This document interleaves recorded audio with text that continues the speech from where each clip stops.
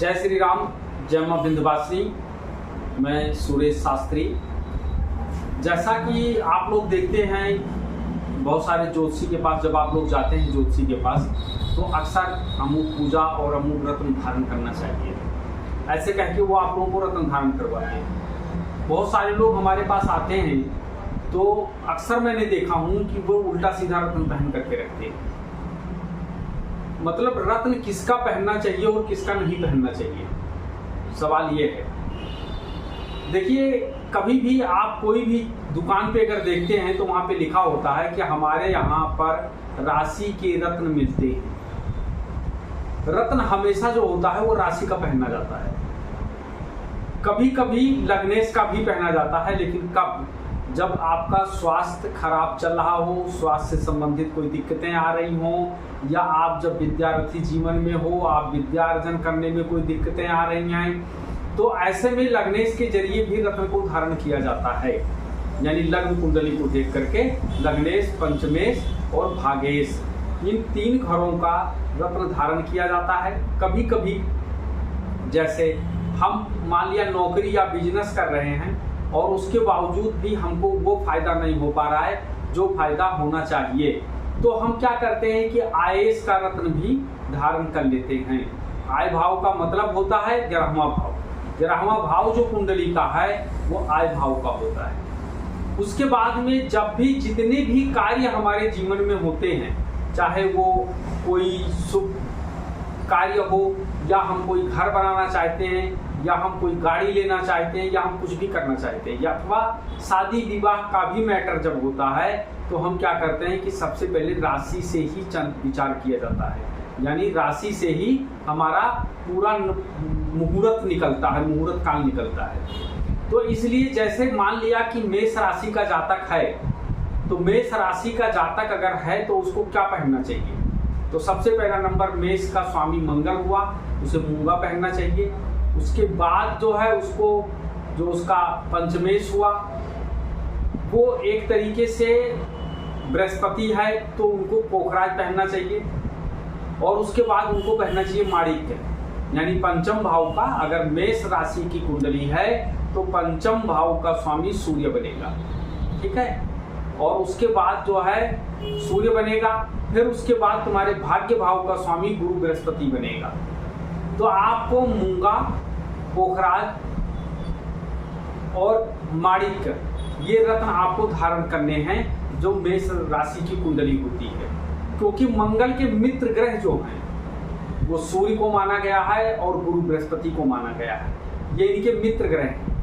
कभी कभी क्या होता है कि जिस घर में चंद्रमा बैठ जाता है हम उसको राशि कहते हैं। जिस घर में चंद्रमा बैठता है जिसे हम राशि कहते हैं।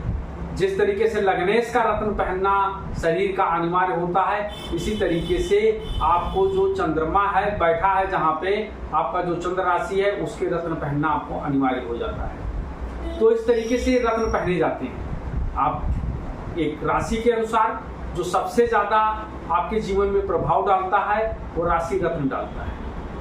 दूसरा चीज, कभी हमारा स्वास्थ्य अगर खराब है तो हम लग्नेश का रत्न लग्न कुंडली के अनुसार से धारण करते हैं, ताकि हमारा स्वास्थ्य जो है वो सही रहे। कई बार ऐसे देखने को मिला है कि किसी की कुंडली मकर लग्न की कुंडली है और उनकी राशि सिंह है, या मकर लग्न की कुंडली है और उनकी राशि कर्क है, तो फिर वो राशि रत्न धारण करते हैं कई बार ऐसा, और पहनने से उनको अच्छा फायदा भी होता है, इसमें अच्छा रिस्पॉन्स भी आता है।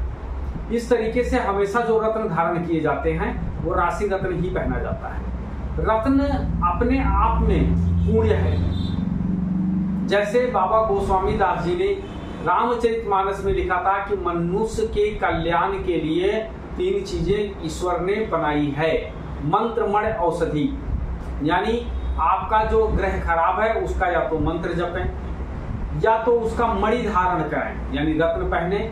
और औषधि का मतलब होता है कि जितने भी रत्न होते हैं इनका तंत्र विज्ञान में इनके जो पौधे होते हैं उनकी जड़ धारण करने से भी फायदा मिलता है। तो इसलिए पौधे का जड़ धारण करें। ये 3 चीजें हैं, ये तीनों चीज मनुष्य के कल्याण के लिए हैं। अब 3 में से सुलभ क्या है? तो पहले के जमाने में, आज के 50 साल पीछे लोग रत्न धारण करने में असमर्थ थे, तो कुंडली दिखाना, कुंडली से उपाय करना, रत्न धारण करना, ये बड़े लोगों के पास था, राजा महाराजाओं के पास था। लेकिन आज ऐसा समय आ गया है कि हर व्यक्ति रत्न को धारण कर सकता है और लोग करते भी हैं।